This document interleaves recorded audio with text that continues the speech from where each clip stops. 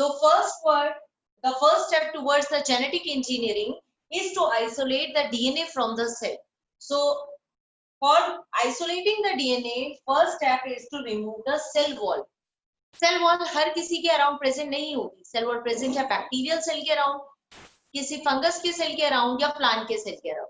अगर मैं genetic engineering animal cell से कर रही हूँ तो ऑफ कोर्स मुझे ये स्टेप करने की जरूरत नहीं पड़ेगी, ये वाला स्टेप, बिकॉज एनिमल सेल के अराउंड सेल वॉल होती ही नहीं है. तो जिनमें सेल वॉल है उनकी सेल वॉल को तोड़ने के लिए ही मुझे ये स्टेप करना पड़ेगा. तो अलग अलग एंजाइम्स मैंने आपको बताया. अगर बैक्टीरिया की वॉल को तोड़ना है तो I need to use lysozyme.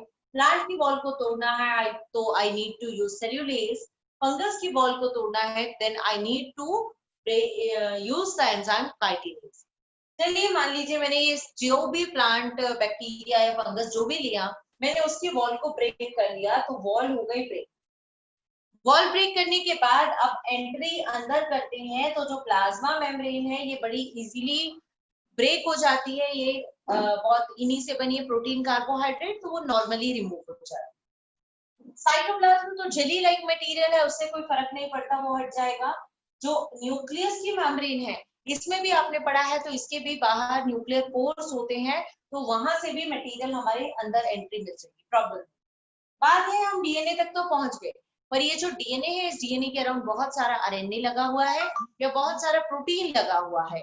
अब हमें क्या करना है, अब हमें इसको रिमूव करना है, उसके आरएनए पार्ट को रिमूव करना है, उसके प्रोटीन पार्ट को रिमूव करना है. तो सेकेंड जो हमारा स्टेप रहेगा, डीएनए आइसोलेट करने का पहला स्टेप था to break its cell wall, and the second step is to remove the RNA.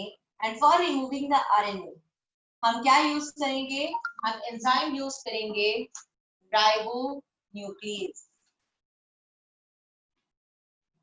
Ribonuclease, ये राइबोन्यूक्लियेज एंजाइम हमने यूज किया है फॉर रिमूविंग आरएनए.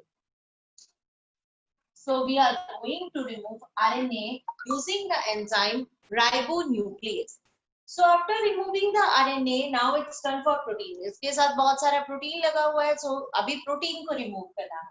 तो प्रोटीन को रिमूव करने के लिए we will use the enzyme protease. ठीक है, प्रोटीएज एंजाइम यूज करेंगे.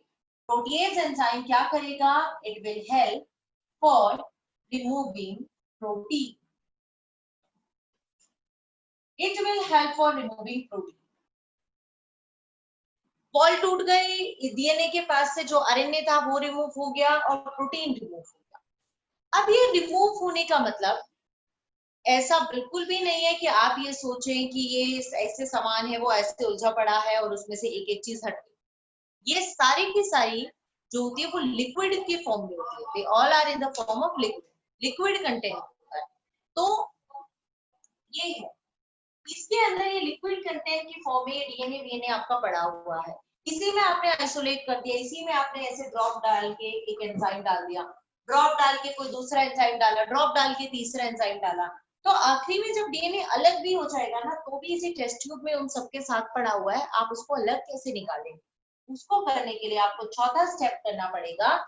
आपको ऐड करना होगा chilled ethanol.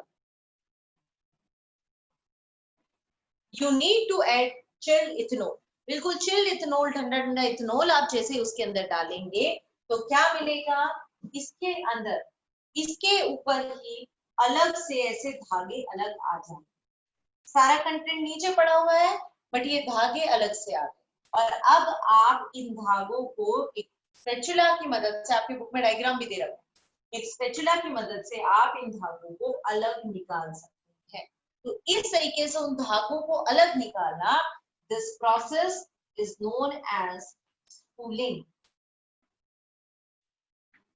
Spooling, what is spooling? Spooling वो प्रोसेस है जिसमें हम एक धागे की मदद से या एक जो स्पैचुला है उसकी मदद से जो ये थ्रेड्स का सस्पेंशन बना हुआ है, डीएनए की थ्रेड्स का सस्पेंशन, उनको हम एक्सट्रैक्ट कर सकते हैं. तो आपको इनमें से छोटी मोटी कोई भी बात पूछ सकते हैं. प्लस में ये तो बड़ी इंपॉर्टेंट डेफिनेशन है कि आपसे पूछा जाए व्हाट इज स्पूलिंग, तो स्पूलिंग क्या टेक्निक है?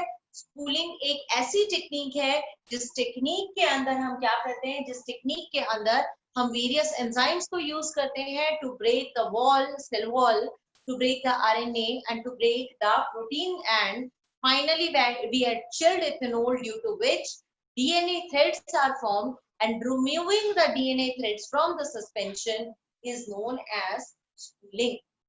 Okay, तो मुझे एक ए पर्सन का डीएनए से छोटी सी चीज चाहिए थी और मुझे बी में डालनी, तो आज छोटी सी चीज का तो पता नहीं, पर एटलीस्ट मैंने पहला काम कर लिया, मैंने इस पर्सन के सेल में से इसका पूरा का पूरा डीएनए अलग निकाल लिया. So this is the first step of genetic engineering, isolating DNA from cell. और वैसे आपको प्रैक्टिकली मैं बताऊं तो प्रैक्टिकली जो ये प्रोसेस है ना, ये इतना अभी भी आसान नहीं है. ये मैंने आपको ये बता दिया, ये 3 एंजाइम डालो और हो जाए. इसको जब प्रैक्टिकली किया जाता है तो बहुत सारे टेक्निक्स और बहुत सारे एफर्ट के बाद बहुत माइन्यूट अमाउंट का डीएनए मिलता है. ठीक है, तो चलो अब क्या करते हैं, मैंने सेल में से डीएनए निकाला, मैंने किसी के सेल से डीएनए निकाला, पर जो डीएनए निकाला वो तो बहुत ही बड़ा है. कितना बड़ा? 2.2 मीटर का डीएनए है. क्या मुझे ये पूरा इतना बड़ा डीएनए चाहिए? मुझे बिल्कुल भी नहीं चाहिए. मान लो किसी पर्सन से मुझे अपने अंदर कोई जीन डालना है, मेरे अंदर किसी जीन की कमी, तो मैं चाह रही हूँ उस पर्सन का जीन अपनी बॉडी में डालूं, तो उस पर्सन का पूरा डीएनए थोड़ी डालूंगी, है ना. मेरे पास बाकी जीन तो है वर्किंग, तो मुझे पूरा डीएनए नहीं चाहिए. मुझे उस डीएनए में से सिर्फ क्या चाहिए, सिर्फ मुझे पर्टिकुलर जीन चाहिए. तो अब मेरा जो सेकेंड स्टेप है, वो सेकेंड स्टेप है कि इस डीएनए में से मैं क्या करूं, मैं उस पर्टिकुलर जीन को आइसोलेट करूं. To isolate that particular gene. ठीक है, एंड आप लोगों को बोला गया था that you have to keep your videos on, but still you are not getting the thing. Why is it so? Dhruvi ने अब बोलने पे किया, नूरान ने किया, पुष्पम ने अभी बोलने पे किया that ma'am is going to check, तब आप कर रहे हैं. It's of no use. चलिए सुनिए अब. सो मैंने कहा डीएनए आइसोलेट कर लिया. अब डीएनए में से मुझे क्या चाहिए, मुझे डीएनए में से वो पर्टिकुलर जीन चाहिए, मुझे पूरा नहीं चाहिए, मुझे वो छोटा सा जीन चाहिए, यानी मुझे इस डीएनए को कट करना है. Now I need molecular scissor.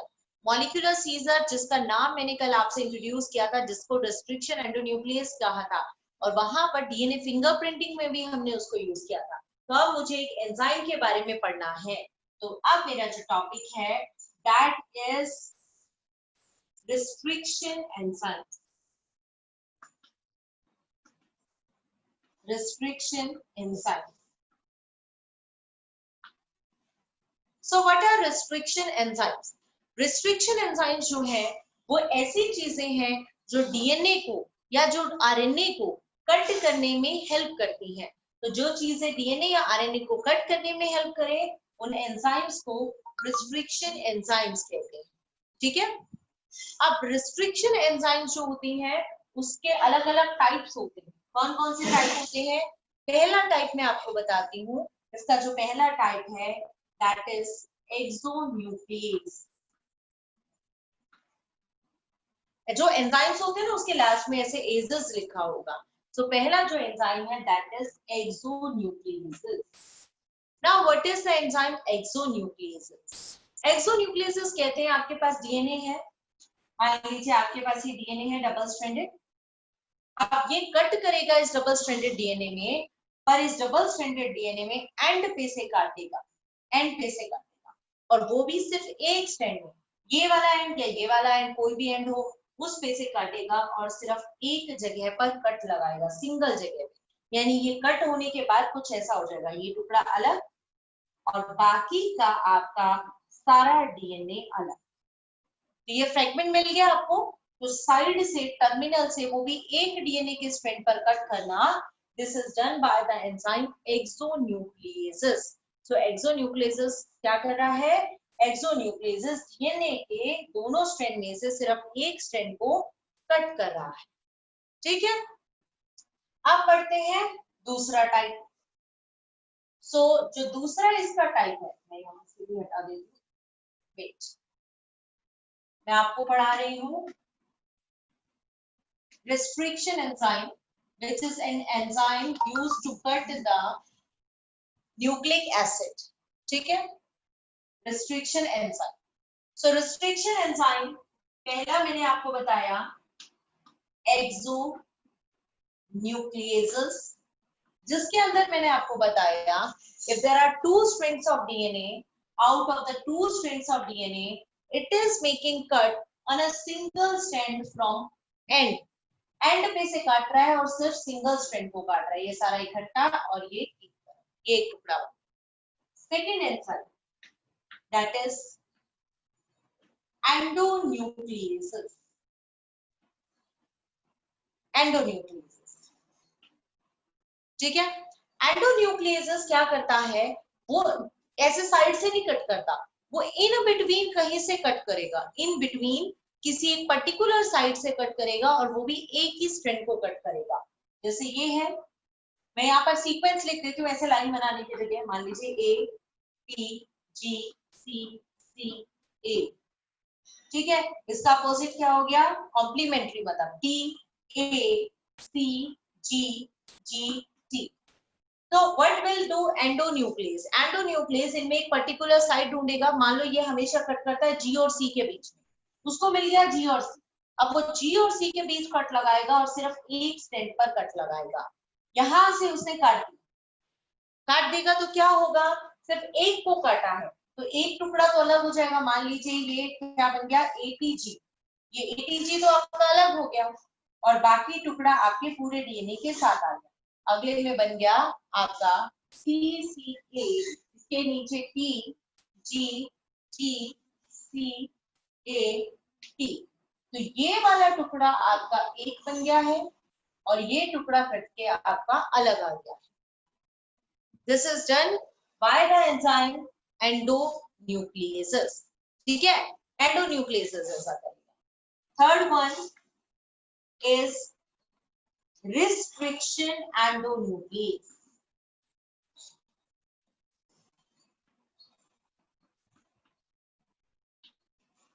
The enzyme restriction endonuclease, अब इन तीनों में से ये मैं बता रही हूँ आपको, restriction endonuclease जो एंजाइम है, वो एंजाइम क्या करता है, वो एंजाइम जो है आपके दोनों स्ट्रैंड को कट करेगा। जैसे ये तो क्या कर रहा था, एंड से कट कर रहा था और एक स्ट्रैंड को कट कर रहा था, ये क्या कर रहा था, दोनों में से एक को कट कर रहा है, वो भी एक को कर रहा है और ये भी एक को कट कर रहा है, वो एंड से टर्मिनल से कट कर रहा है और ये इन बिटवीन से कहीं से कट कर रहा है।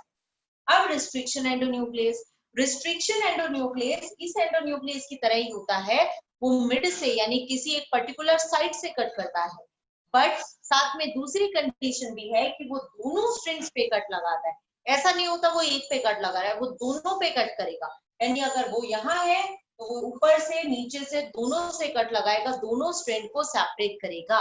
तो अब हमारा जो काम का है वो ये, हम जो बायोटेक्नोलॉजी के अंदर यूज करेंगे वो इन तीनों में से यूज करते हैं रिस्ट्रिक्शन एंडोन्यूक्लियस। बट आपको एग्जाम में कई बार डिफरेंस आ जाता है that what is the difference between exonuclease and restriction endonuclease, तो आप कहेंगे it is cutting on one strand, it is cutting on both the strand, it is cutting from the terminal and it is cutting in between from a particular site, ठीक है। तो जो restriction endonuclease है उसकी अब detail पढ़नी है, तो let us study restriction endonuclease। तो अब जो particular restriction enzyme we are going to study, that particular restriction enzyme is restriction endonuclease, ठीक है। What will do restriction endonuclease, क्या करेगा, it will make a cut from in between at specific location,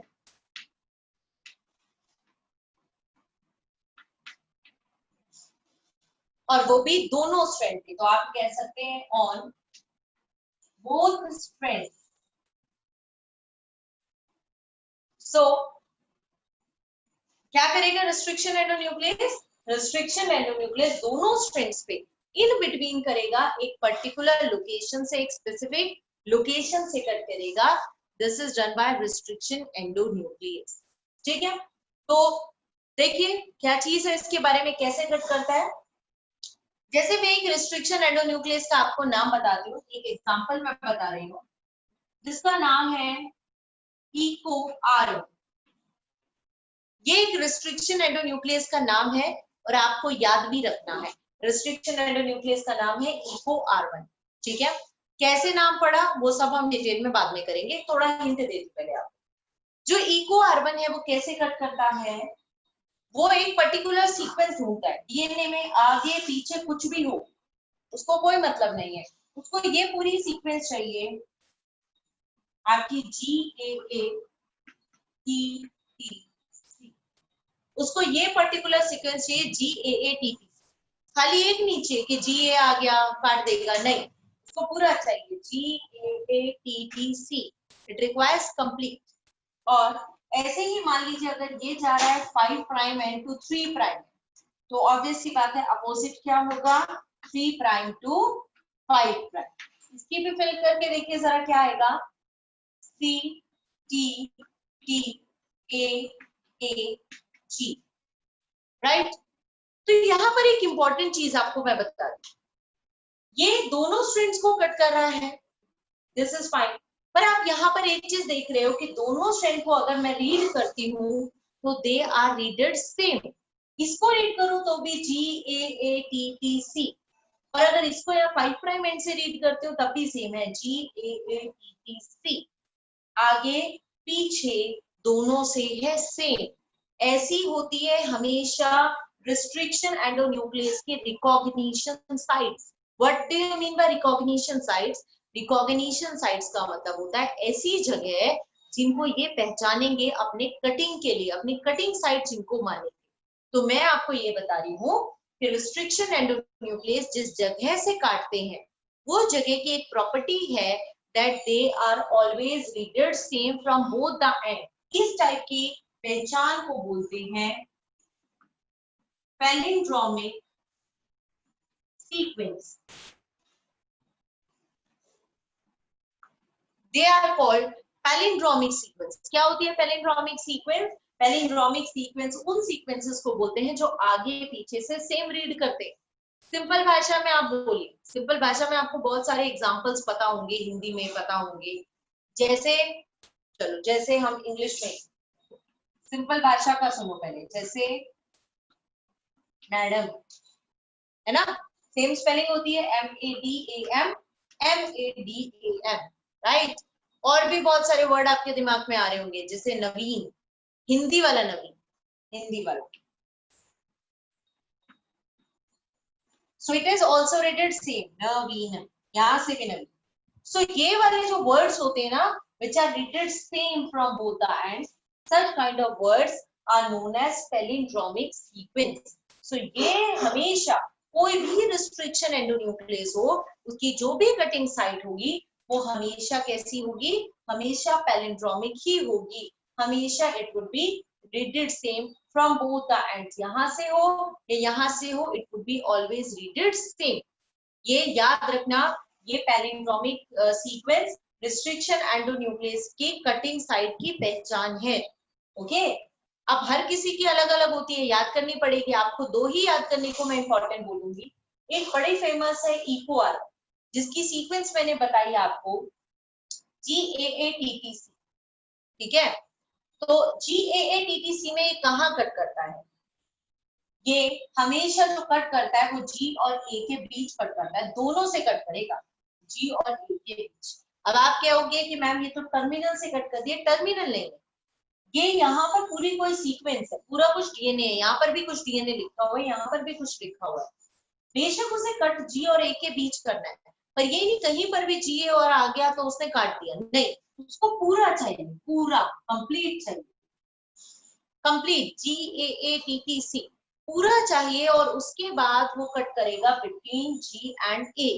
okay, अब अगर मान लो इसने ऐसे cut कर दिया तो कितने टुकड़े बन जाएंगे, एक टुकड़ा बनेगा। जिसके अंदर ऐसे कुछ होगा, जी होगा और नीचे से होगा सी टी टी ए ए। ये एक टुकड़ा बन जाएगा, यहां से ये कट लगेगा।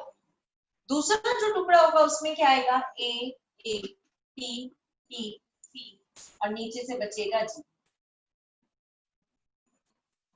एक टुकड़ा आपका ये आया और एक टुकड़ा आपका ये आया। तो दीज टाइप के जो जो फ्रेगमेंट्स हैं, these are the two different type of fragments which are form. तो ये आपको याद होगा, आप एक गेम खेलते होंगे कभी, ब्लॉक्स वाला पहले आता था। जिस ब्लॉक है जिसके अंदर उसको फिट करना है, पजल भी ऐसी होती है ना। तो यहाँ पर देखिए, अगर कोई चीज है ऐसे आगे पीछे तो वो आसानी से लॉक हो जाएगी।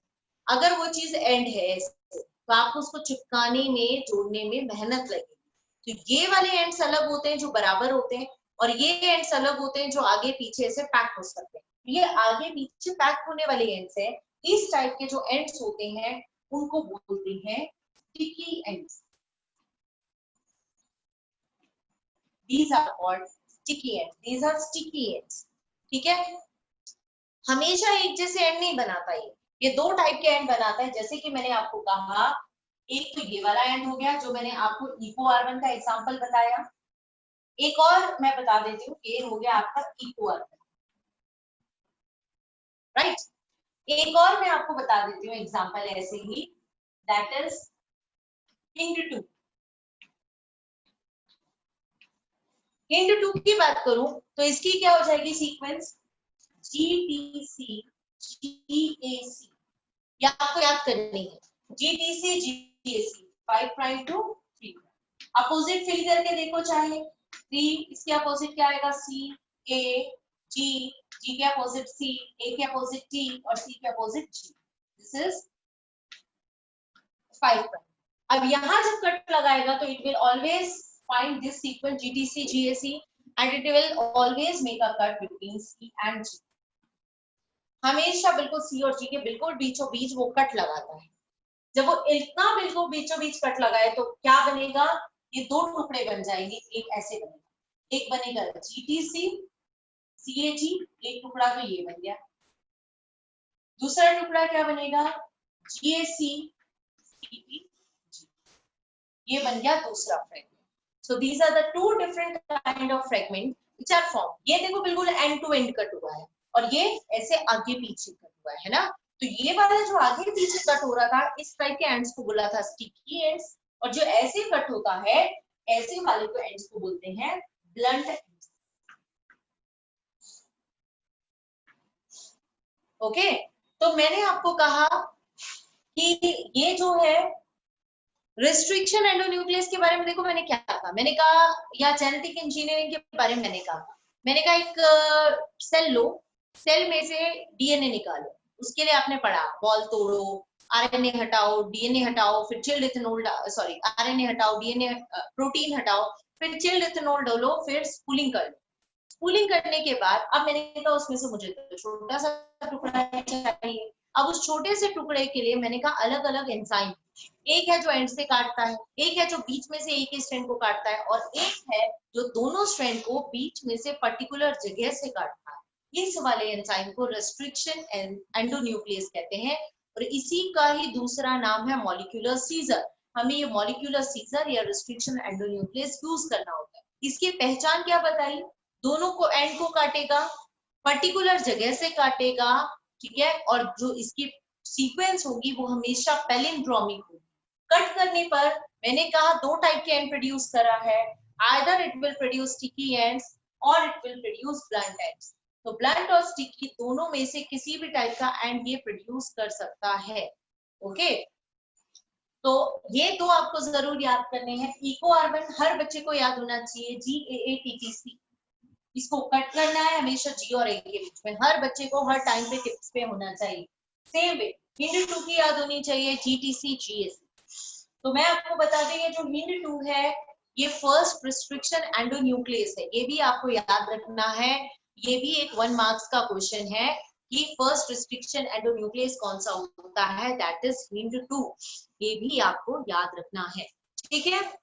अब ये कट कर रहा है तो ये किस में कट कर रहा है, क्योंकि ये तो पूरे ही न्यूक्लियोटाइड होंगे ना, यहाँ तो मैंने नाइट्रोजनस बेस दिखा दी, पर होंगे क्या असल में डीएनए पूरा न्यूक्लियोटाइड, यानी शुगर भी होगी, फॉस्फेट भी होगा और नाइट्रोजनस बेस भी होगा। तो रिस्ट्रिक्शन एंडोन्यूक्लियस हमेशा जो कट लगाता है वो शुगर फॉस्फेट बैकबोन के अंदर लगाता है। ये एक 1 मार्क्स का बड़ा ही इंपॉर्टेंट क्वेश्चन है, सब याद रखेंगे इसको, that restriction endonuclease always make a cut in the sugar phosphate backbone.